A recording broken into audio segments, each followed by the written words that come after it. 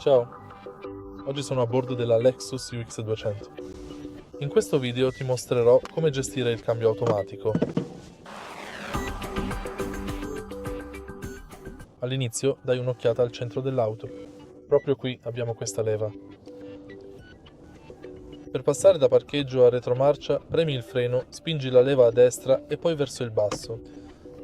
Per passare da retromarcia a folle, spingila verso il basso e lo stesso vale per la marcia avanti.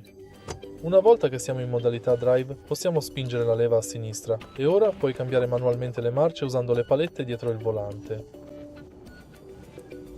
Spingi la leva del cambio a destra verso l'alto, di nuovo a destra verso l'alto e poi a sinistra per selezionare il parcheggio. Se hai trovato utile questo video, metti mi piace, lascia un commento e iscriviti al canale.